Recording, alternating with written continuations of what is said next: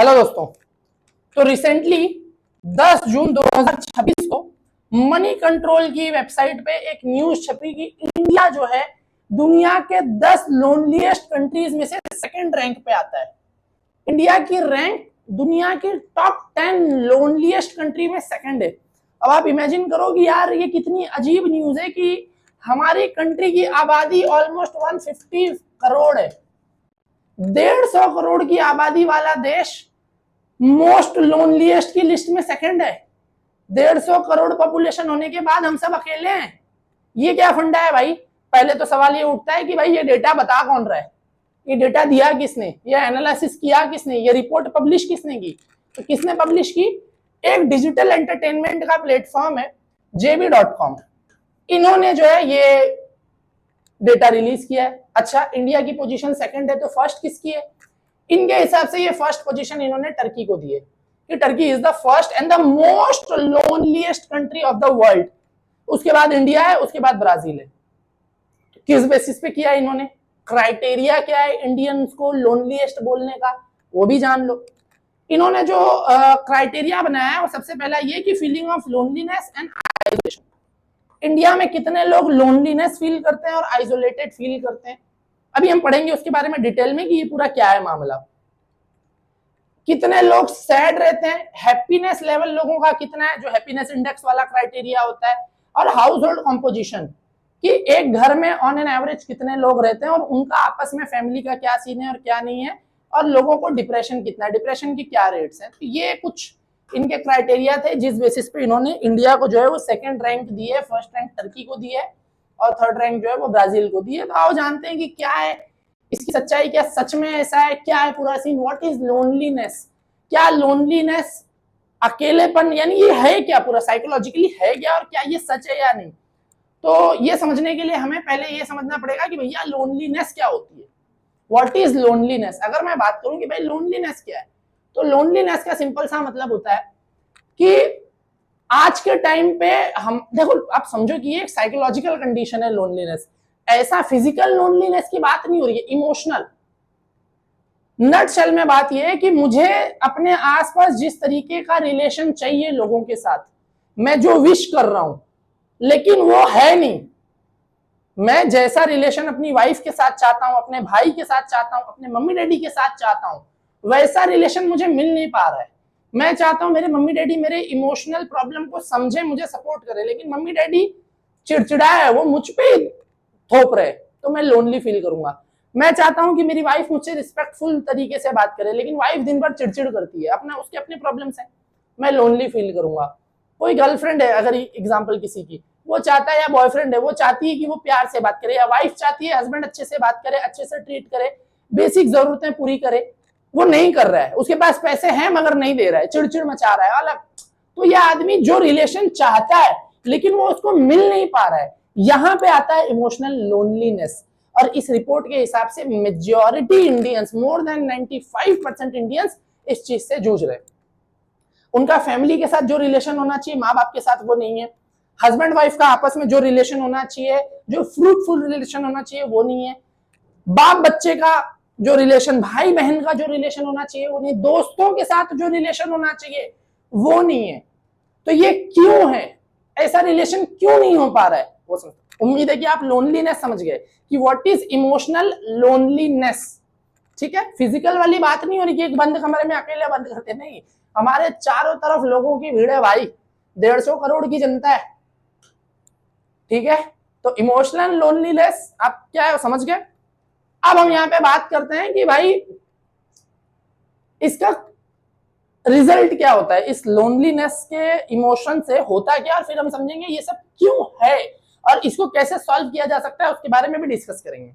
तो इसके कॉन्सिक्वेंसेस क्या होते हैं, यही होते हैं कि भाई डिप्रेशन होता है, एंजाइटी होती है, सेल्फ एस्टीम लो हो जाता है, नींद नहीं आती, सब्सटेंस अब्यूज होता है, वर्क प्रोडक्टिविटी खत्म हो जाती है, हार्ट डिजीजेस बढ़ जाती हैं, कॉग्निटिव डिक्लाइन हो जाता है, और सेटिस्फेक्शन लेवल जिंदगी, 100 बात की एक बात कि आदमी अपनी जिंदगी से खुश नहीं रहता। बेसिक यार, अगर आपको इमोशनल सपोर्ट ना मिले ना तो आप अपनी जिंदगी से खुश नहीं रहते, आप सिर्फ जिंदा रहते हो, जिंदगी जी नहीं पाते।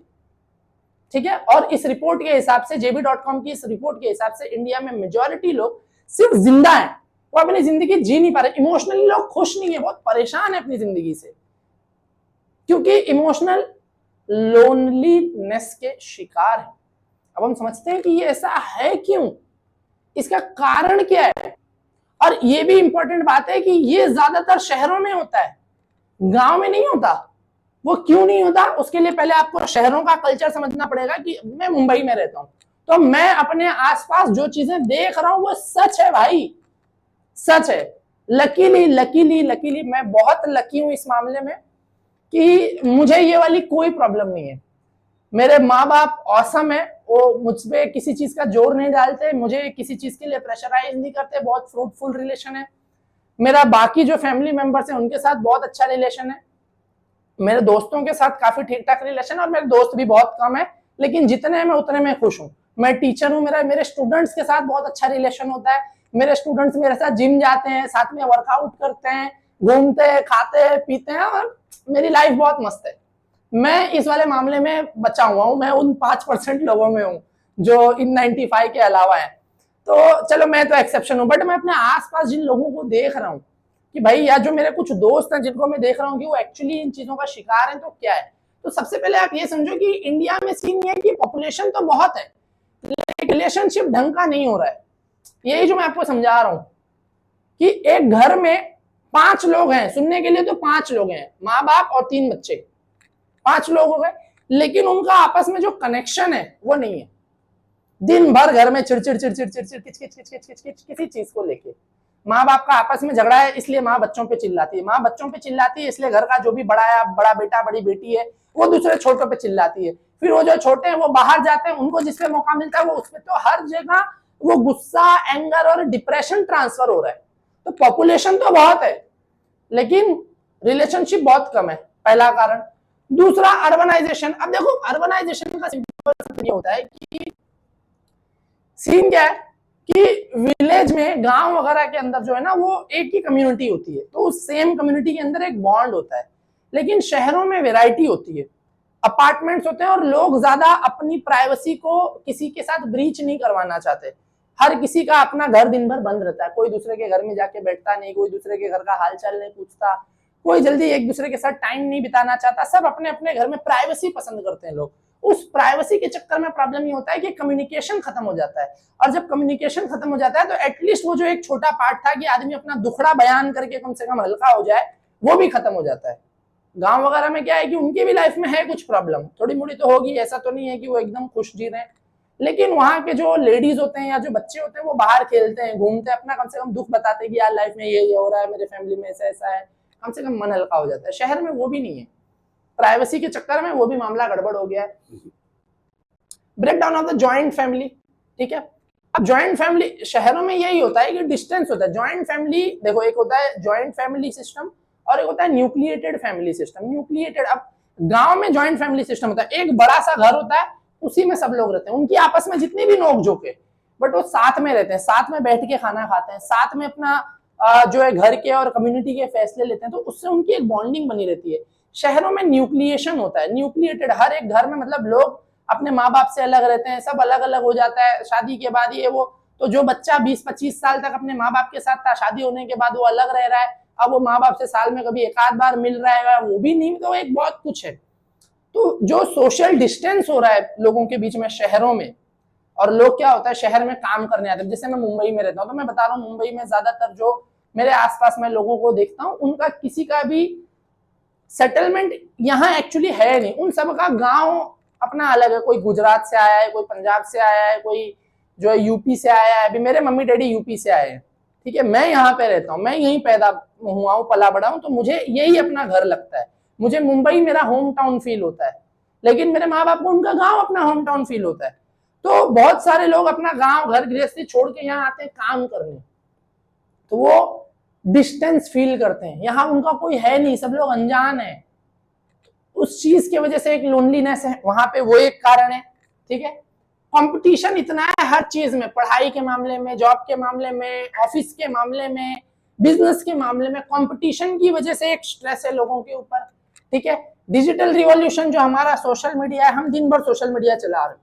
अब सोशल मीडिया पे क्या है, 95% चीजें फेक है, क्योंकि वो एडवर्टाइजमेंट है या फिर परफॉर्मेंस है, ठीक है, सोशल मीडिया पे ये या तो एडवर्टाइजमेंट आ रही है या तो परफॉर्मेंस आ रही है। सोशल मीडिया पे रियलिटी बहुत कम होती है, 1-2% होगी तो होगी। अब हम लोगों की लाइफस्टाइल अपनी लाइफस्टाइल से कंपेयर कर रहे हैं, सब लोग, ऑलमोस्ट सब लोग, यार इसका सही है, यार ये देख, यार ये वीडियोस बनाता है खाली, और यार इसने ये वाली BMW ले ली, यार इसने तो यार ये वाली मर्सिडीज खरीद ली, यार मैं ही रह गया यार पीछे, मैं इतनी पढ़ाई लिखाई करके मैं बर्बाद हो गया भाई, कुछ नहीं मिला, ये 15 साल की डिग्री लेके यार ये 15-20 हजार की नौकरी में झंक रहा हूँ, इसको देखो यार वीडियो बना बना के बंदे ने घर खरीद लिया, यार ये लड़की को देखो, छोटे कपड़े पहनती है, अपने बॉडी पार्ट्स एक्सपोज करती है, और इसके कितने सब्सक्राइबर्स है, कितना पैसा कमा रही है, यार मेरी साल की सैलरी साला इसकी महीने की इनकम से कम है। ये सोचते हैं लोग। कंपटीशन इतना है ना डिजिटल रिवॉल्यूशन की वजह से, लोग हम एक दूसरे को इतना अपनी लाइफस्टाइल कंपेयर करते हैं, दूसरे की चीजें देख देख के पगला रहे हैं, उस वजह से अननेसेसरी स्ट्रेस जो होना नहीं चाहिए था वो भी दिमाग में। तो अब आदमी करे क्या, वो भी लोनलीनेस वहां से ही आ रहा है। माइग्रेशन ऑलरेडी मैंने आपको बता दिया कि गांव से लोग यहाँ पे आते हैं और यहाँ पे पूरा मामला करते हैं। शहरों में इंडिविजुअलिज्म बहुत ज्यादा है, शहर में या आज के टाइम पे in general I has become more important than we. Even married couples के बीच में भी वो कपल्स अपने आप को ज्यादा इंपॉर्टेंट समझते हैं, यानी कपल में हस्बैंड अपने आप को इंपॉर्टेंट समझ रहा है, वाइफ अपने आप को इंपॉर्टेंट समझ रही है, जबकि होना ये चाहिए था कि वो दोनों वर्सेस प्रॉब्लम, बट ऐसा हो रहा है कि शी वर्सेस ही हो रहा है, कि वो बोल रहा है मेरी ईगो ज्यादा इंपॉर्टेंट, वो बोल रही है मेरी ईगो ज्यादा इंपॉर्टेंट, माँ बाप को लग रहा है हमारी ईगो ज्यादा इंपॉर्टेंट, बच्चे को लग रहा है मेरी ईगो ज्यादा इंपॉर्टेंट। तो I has become more important than we, तो वी वर्सेस प्रॉब्लम होना चाहिए था, बट आई वर्सेस यू हो चुका है। तो ये एक कारण है आइसोलेशन का और लोनलीनेस का और प्रॉब्लम का। सोशल कंपैरिजन ऑलरेडी बता चुका है, इसी डिजिटल रिवॉल्यूशन की वजह से। अब वो उसकी वजह से इतना स्क्रॉल करते हैं दिन भर, सेडेंटरी लाइफस्टाइल हो चुका है, मूवमेंट नहीं हो रही है, बॉडी भी कुछ वो नहीं हो रही है, और बैठ बैठ के जंक फूड खा रहे हैं। जंक जैसा खाओगे वैसा सोचोगे, ठीक है, जैसा अन्न वैसा मन, सिंपल फंडा है। तो वो एक चीज है कि, और इसकी वजह से फिर लोगों के अंदर ट्रस्ट डिक्लाइन हो चुका है। इतना लोग बिट्रेयल देख रहे हैं, स्कैम देख रहे हैं, एक्सप्लॉयटेशन देख रहे हैं। शहरों में लोग देखते हैं पॉलिटिशियंस किसी की केयर नहीं करते यार, अमीर लोग किसी की केयर नहीं करते, वो अपना पैसे की केयर करते हैं, उनको बस उनका पैसा चाहिए, बाकी दुनिया का ही तेल लेने। पैसा कमाने के लिए लोग किसी भी हद तक उतर आए हैं। तो नॉर्मल हर आदमी को लगता है कि भाई किसी की केयर करने की जरूरत नहीं है, किसी पे भरोसा करने की जरूरत नहीं है, ये सब धोखेबाज हैं, और मैं भी धोखा देके ही जी सकता हूँ, धोखा देके ही पैसा कमाया जा सकता है, क्योंकि आजकल ऐसा सब माहौल भी बन गया है ना। और सोशल मीडिया पे भी ऐसे लोग आ चुके हैं जो इस तरीके का सब वीडियोस वगैरह बनाते हैं, फेमस लोग, कि भाई ऐसे कमाओ या वैसे कमाओ, देखो बेटा पैसे कमाओ। और उसके बाद फिर ऐसी सब डायलॉग बाजी होती है कि मेहनत की सिर्फ नौकरी होती है, मेहनत की सिर्फ पगार होती है, और दौलत जो होती है हमेशा हराम की होती है। तो दौलत कमाने के चक्कर में आदमी कुछ भी उल्टा सुल्टा करने निकल पड़ता है, वो किसी के ऊपर भरोसा नहीं कर रहा है, उल्टा सुल्टा काम कर रहा है, फिर कहीं पुलिस के केस में फंस रहा है, कहीं किसी में पकड़ा जा रहा है तो वो उसका अपना स्ट्रेस, और घर का की मेंबर अगर पकड़ा गया तो फैमिली को स्ट्रेस। ये कारण है, ठीक है। वर्क कल्चर इतना ज्यादा हो चुका है कि भाई इतना प्रेशराइज किया जाता है कॉर्पोरेट वर्ल्ड वालों को कि वो जानते हैं उनकी क्या जिंदगी है, इतना प्रेशराइज करने की कोई जरूरत नहीं। लेकिन वही अपने प्रॉफिट के लिए वर्कर्स को इतना एक्सप्लॉइट किया जा रहा है कि उसकी वजह से वो परेशान है। मोबाइल एडिक्शन अभी मैंने बता दिया, दिन भर यही चल रहा है, और दिन भर इसी चक्कर में जो है वो मेंटल हेल्थ का अलग एक स्टिग्मा हो चुका है। सब लोग जो है सोशल मीडिया पे आके मोटिवेशन का ज्ञान दे रहे हैं, स्ट्रांग बनो, ऐसा करो वैसा करो, ये करो वो करो, मेंटल स्ट्रेंथ बहुत जरूरी है। लोग पॉडकास्ट कर रहे हैं और लोगों को बोल रहे हैं कि टाइम वेस्ट मत करो। अबे लल्लू, तेरा पॉडकास्ट 4 घंटा बैठ के देखे, तेरा पॉडकास्ट ही उसका टाइम वेस्ट करवा रहा है। तू 3-3 घंटे के तो वीडियो बनाता है और यहाँ बैठ के ज्ञान दे रहा है कि टाइम वेस्ट मत करो। तेरा जो पॉडकास्ट देखेंगे उसी में टाइम वेस्ट हो रहा है। नहीं, मैं तो कुछ नहीं सिखा रहे हो भाई तुम, तो बहुत कुछ है। अब मैं भी यहाँ वीडियो बना रहा हूँ, ये भी एक है, ठीक है। खैर अपना अपना है लोगों का। तो ये है कि चेंजिंग मैरिज पार्टनर्स पैटर्न्स, शादी जो है वो पैटर्न बदल चुके हैं, शादी की प्रेफरेंस बदल चुकी है। हर लड़की को अमीर लड़का चाहिए, हर लड़की को अमीर लड़का चाहिए। 20,000 कमाने वाली लड़की की एक्सपेक्टेशन होती है मुझे 1 लाख कमाने वाला लड़का चाहिए। तो अब उस लड़के की एज भी 20-25 है, लड़की की एज भी 20-25 है। लड़की 20-25 की एज में लड़के से वो डिमांड कर रही है जो लड़की के बाप ने 50 या 60 की एज में अचीव किया है। लड़की के बाप ने 50 साल जिंदगी जीने के बाद, मेहनत करने के बाद फाइनली एक घर बनाया अपना, वो लड़की 20-25 की एज में एक्सपेक्ट कर रही है कि लड़के का अपना घर हो, और मैं अभी जस्ट मेरी ग्रेजुएशन खत्म हुई है, मैं अभी 20-25 साल की हूँ, मेरी अभी 20,000 सैलरी है, और जो मेरा हस्बैंड होगा उसकी भी 20-25 साल की सैलरी होगी, 20-25 हजार की सैलरी होगी, सॉरी, उसने भी अभी जस्ट कुछ टाइम पहले ग्रेजुएशन या पोस्ट ग्रेजुएशन कंप्लीट की होगी। तो भाई जब तू 20-25 साल की एज में 20-25 हजार कमा रही है, तो वही ऑलमोस्ट तेरे एज वाला बंदा कहां से 1 लाख लाएगा, ये भी तो सोचो। तो मैरिटल प्रेफरेंस जो है, वो जो चॉइस है, वो बहुत उसके बीच में डाइवर्ज हो चुका है, बहुत डिफरेंस हो चुका है, ठीक है। अब लड़के भी अलग मूड में चल रहे हैं, लड़कों का ये है कि भाई तेल लेने गई शादी, वो गर्लफ्रेंड बनाओ, सेक्स करो और आगे बढ़ो। तो वो फिर वो एक सेक्सुअल अब्यूज वाला एक लड़कियों की तरफ ट्रॉमा है, और ये फाइनेंशियल वेल्थ वाला लड़कों की तरफ ट्रॉमा है कि भाई कमाना पड़ेगा, 1 लाख नहीं कमाऊंगा तो शादी नहीं होगी, ये नहीं होगा, वो नहीं, बहुत कुछ है। इतना स्ट्रेस है जिंदगी में कि ये परेशान हो चुके हैं। कंज्यूमरिज्म, सारी महंगी चीजें खरीदनी है ये भाई, क्योंकि आज के टाइम पे जरूरत से ज्यादा दिखावा है, दिखावा जरूरी है, मेरी जरूरत पूरी हो या ना हो, यही ब्रांड मुझे चाहिए, वरना नहीं। क्या जरूरत है, कोई जरूरत नहीं। अगर आप नहीं अफोर्ड कर सकते, don't go for brands. EMI लेके मैं आईफोन खरीदूं, भाई आईफोन ईएमआई, ब्रांड्स ईएमआई पे खरीदने की चीज नहीं है। आप सोचो ना कि आदमी 1.5 लाख का आईफोन ईएमआई पे क्यों खरीद रहा है, उसकी हैसियत नहीं है, बट फिर भी खरीद रहा है, क्यों? दिखाना है कि मेरे पास, इसी दिखावे के चक्कर में मामला खत्म होता है। फिर वो ईएमआई का स्ट्रेस, ये भाई जो चीज की नहीं आपकी हैसियत है, डोंट गो फॉर इट। कोई जरूरी नहीं है जबरदस्ती ईएमआई पाली। ईएमआई किस चीज के लिए होती है आपको ये भी बता देता हूँ मैं, एक बहुत अच्छी लाइफ लेसन आपको देता हूँ कि भाई जब भी आप ईएमआई पे कोई चीज लो ना, तो ये देखो कि वो अगर आपकी लाइफ में कुछ ऐड कर सकता है प्रोडक्टिव, उसकी वजह से आपका करियर सपोर्ट हो सकता है, फाइनेंशियल हेल्प हो सकती है, तो ईएमआई पे कुछ पढ़ाई वगैरह है, कोई इंपॉर्टेंट कोर्स वगैरह है, तो वो कर लो, वो ईएमआई पे कर लो। ईएमआई पे आईफोन खरीद के कुछ नहीं मिलने वाला है, ईएमआई पे गाड़ी खरीद के कुछ नहीं मिलने वाली, ये बेवकूफी है। कंज्यूमरिज्म के शिकार हो जाओगे, ईएमआई के चक्कर में फंसोगे, और फिर ये लोनलीनेस भी आपके अंदर आएगा, ठीक है। कम्युनिटी इंस्टीट्यूशन जो है वो डिक्लाइन हो चुके हैं आज के टाइम पे। अब जो है वो लोग क्लब जाना ज्यादा पसंद करते हैं। देखो मैं यहाँ पे कोई रिलीजन प्रमोट नहीं कर रहा हूँ, बट एक चीज है कि रिलीजन का एक फायदा ये है कि जब लोग अपनी कम्युनिटी से जुड़े रहते हैं, तो रिलीजन का एक ये अच्छी चीज है कि वो आपको एक उम्मीद देता है। क्लब, दारू आपको उम्मीद नहीं देगी। जब लोग मंदिर जाते हैं, मस्जिद जाते हैं, चर्च जाते हैं, तो एटलीस्ट उनके मन में एक होप रहती है कि ईश्वर है, अल्लाह है, परमात्मा है, वो सुपर पावर है, वो मेरी हर प्रॉब्लम का सोल्यूशन है। तो मैं किसी को नहीं बोल सकता, कम से कम उसको जाके बोलूं, उसके सामने माथा टिकाऊं, उसके सामने सर झुकाऊं और अपनी प्रॉब्लम बोलूं। एक, आप सच्ची बोलो, झूठी बोलो, जो भी बोलो, एक तसल्ली इंसान को मिलती है, एक उसका स्ट्रेस लेवल कम होता है कि हाँ भाई मैंने ऑलमाइटी गॉड को बता दिया है मेरा प्रॉब्लम, और अगर वो सही मान समझेगा तो मेरी प्रॉब्लम सॉल्व करेगा, ये सुपर पावर। तो रिलीजियस इंस्टीट्यूशन एक ये चीज करते थे, लेकिन अब आज के टाइम पे, मॉडर्न टाइम पे ये चीज हो रही है कि रिलीजियस इंस्टीट्यूशंस भी धीरे धीरे खाली हो रहे हैं। लोग नहीं मंदिर जाते हैं, लोग नहीं मस्जिद जाते, लोग नहीं जाते चर्च, बहुत कम, कभी कभार मूड बन गया, कोई फेस्टिवल आ गया, पहुंच गए तो पहुंच गए, इन जनरल अब नहीं जाता है कोई, तो वो एक कारण है वो भी, ठीक है। इकोनॉमिक स्ट्रेस आपको पहले ही बता दिया मैंने, और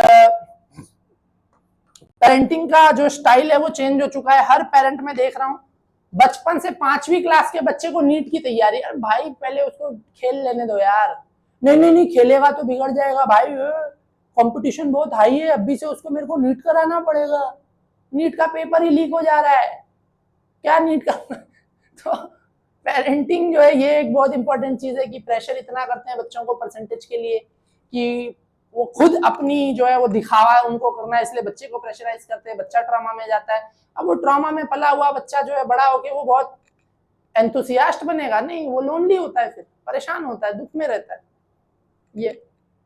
और पेंडेमिक वगैरह आता है जिसमें बहुत सारे लोगों के लव्ड वन मारे जाते हैं, लोगों के अपने लोग मर जाते हैं, जिसकी वजह से ये चीजें होती हैं कि इंसान थोड़ा सा दुख में रहता है, दूसरों से मिल नहीं पाता है, डिस्टेंस करता है। तो ये कुछ बेसिक कारण है। और सेम इन्हीं का उल्टा जो है गांव वगैरह में होता है कि वैसा वहां पे नहीं होता, वहां पे डिस्टेंस नहीं होता, ठीक है। आज के टाइम पे अगर आप देखोगे तो यहाँ पे ये चार्ट बना हुआ है कि भाई हमारे पास स्मार्टफोन है, इंटरनेट है, मॉल है, जीडीपी है, अपॉर्चुनिटी, लेकिन हमारे पास कन्वर्सेशन नहीं है, हमारे पास पेशेंस नहीं है। अभी रिसेंटली वो मुंबई लोकल ट्रेन में वो मर्डर वाला हादसा हुआ कि चाकू डाल दिया, सिर्फ किस लिए, क्योंकि उसने गेट खोलने बोला। तो पेशेंस हमारे पास नहीं है। हमारे पास कम्युनिटी यानी एक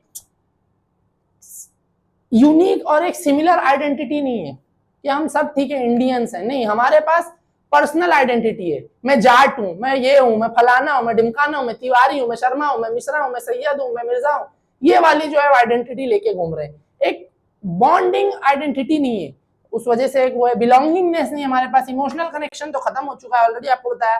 टेक्नोलॉजी हमारे पास बहुत है लेकिन इमोशंस हमारे खत्म हो चुके हैं, और यही कारण है कि why we feel so lonely. तो मुझे उम्मीद है कि आपको ये पूरा मामला समझ में आया।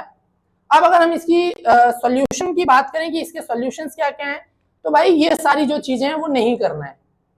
और इसका बेस्ट सॉल्यूशन आपको बताऊं, ईक्यू पे काम करो। मैं हमेशा हर बार यही बोल बोल के मर चुका हूं भाई, मैं थक चुका हूं ये बोल बोल के कि people need to work upon their EQ. What is EQ, ये समझा देता हूं यार मैं आपको। ईक्यू क्या होता है? ईक्यू का मतलब होता है यार इमोशनल कोशेंट। ठीक है, अपने इमोशन पे काम करो, इमोशनल कोशेंट पे काम करो। ये इसका स्पेलिंग फिलहाल मुझे याद नहीं आ रहा है, इमोशनल कोशेंट का क्या स्पेलिंग है, QUE जो भी है वो समझ लेना आप। तो इमोशनल कोशेंट पे काम करो, यानी अपने इमोशंस को कंट्रोल करना सीखो, अपने गुस्से पे काबू करना सीखो, अपने हैप्पीनेस पे काबू करना सीखो, अपनी नेगेटिव इमोशंस को पहचानो, पॉजिटिव इमोशंस को पहचानो, और जहां हो सके जब मिल सके हंस खेल के रहो, मनपसंद की चीजें खा लो, अपने आप को तड़पाओ मत। एक तो वो एब्स का पता नहीं कौन सा चस्का चढ़ा हुआ है कि एकदम डाइटिंग पे मरे जा रहे हैं, कुछ खाई भाई, खाओ, जियो, मस्त रहो। ठीक है, तो ये एक चीज है कि अगर आप खाते नहीं हो तो आपके ब्रेन को फिर एनर्जी नहीं मिलती, वो लोनली और सैड सैड। अपने आप को नहीं कंपेयर करो किसी से, दूसरे की लाइफ अलग है, वो इंडिविजुअल अलग है, उसका सब कुछ अलग है। तो बहुत सारी चीजें हैं जो आपको समझने की जरूरत है। और जो मैंने कहा कि ये वाली जो चीजें हैं ये आप नहीं करो, ये सारी चीजें जितना हो सके अवॉइड करो, जितना हो सके मिलजुल के रहो, खुल के रहो, आराम से रहो, मस्त रहो, हंसो खेलो, एंजॉय करो, तो आपको लोनलीनेस कम होगा। और सबसे इंपॉर्टेंट कम्युनिकेशन, कन्वर्सेशन। अगर दिल में दुख है तो किसी से बात करो, किसी को बोलो, किसी दोस्त यार को बताओ। अगर आप कम्युनिकेट नहीं करोगे तो फिर कोई प्रॉब्लम सॉल्व होने वाली नहीं है, और आप भी जो है वो लोनलीनेस के शिकार रहोगे। तो मुझे उम्मीद है कि आपको वीडियो पसंद आई होगी। अगर वीडियो पसंद आया तो वीडियो को लाइक जरूर करना। इसी तरीके के और वीडियोस देखते रहने के लिए मुझे इंस्टाग्राम पे भी फॉलो कर सकते हैं। और अगर आपका कोई सजेशन है इस लोनलीनेस को लेके तो वो सजेशन कमेंट सेक्शन में जरूर देना। मिलते हैं नेक्स्ट वीडियो में, फिलहाल के लिए गुड बाय।